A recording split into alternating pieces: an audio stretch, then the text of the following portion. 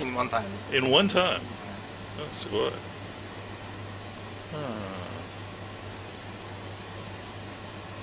Autodesk must provide it.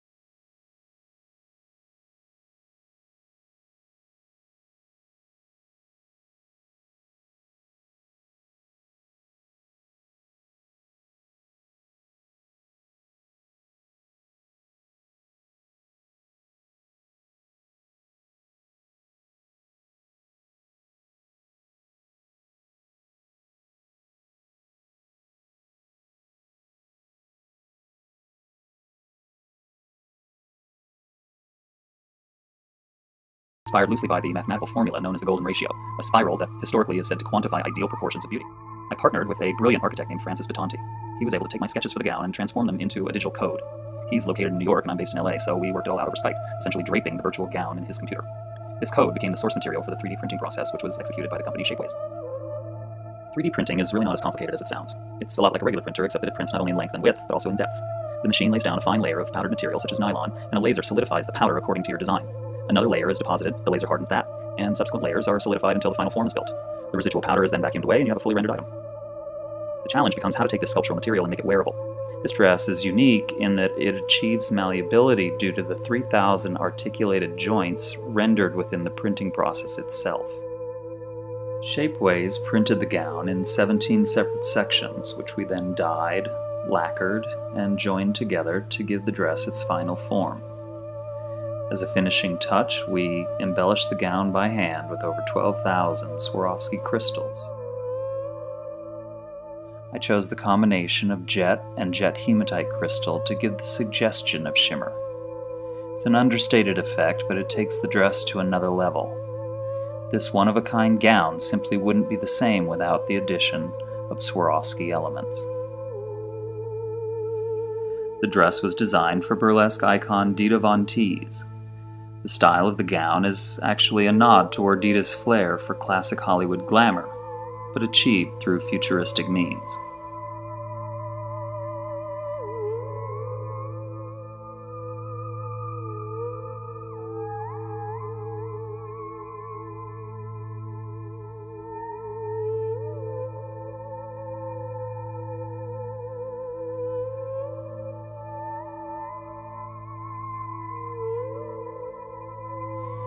The beauty of this technology is that you can create forms that are unimaginable, uncreatable in any other way.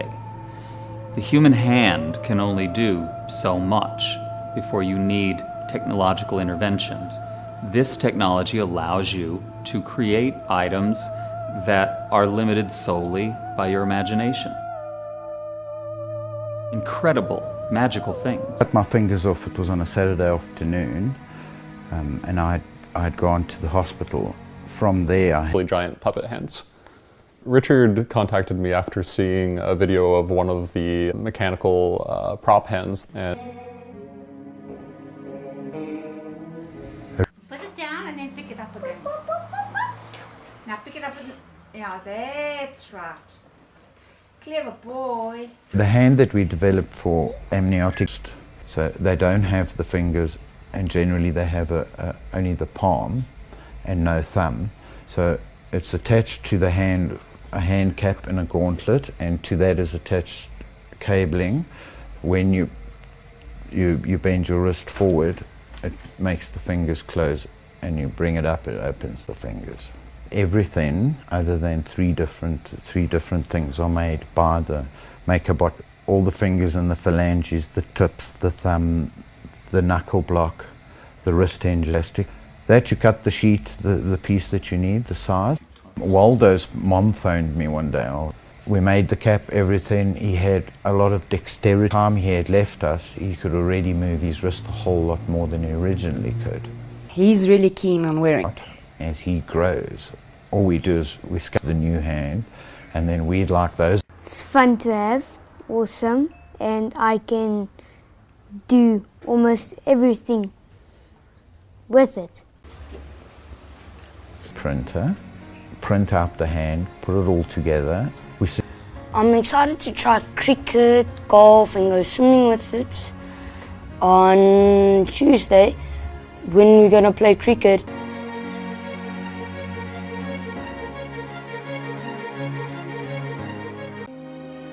I can pick up stuff. I like my robot.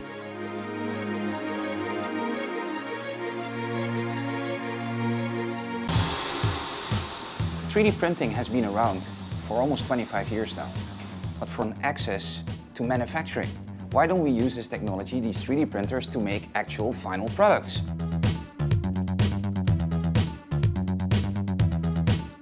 With 3D printing, it's a rapid prototyping technology. The same way that you might sit down at your computer and use a CAD program like Rhino or Maya to sculpt something and then print it out. So for me, 3D printing was a way to bring together art. if you understand, it really opens up what you could consider 3D printing to be. I think the most interesting advancements in terms of where 3D printing is and mounted kind of building scale applications, I think those are really interesting. And then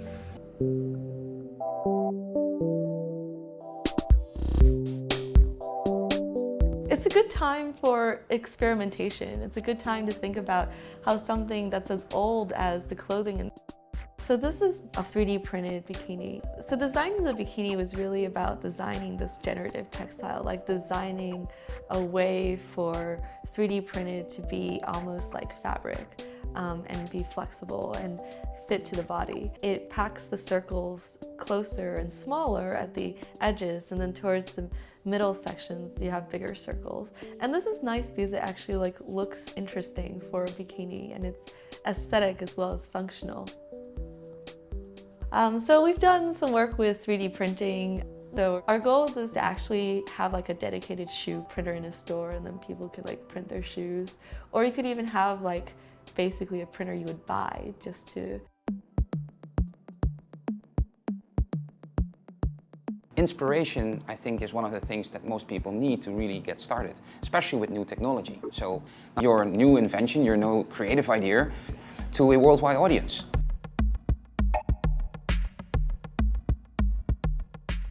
The one thing that's really interesting about People are comparing the 3D printing revolution to the revolution that happened with personal computing.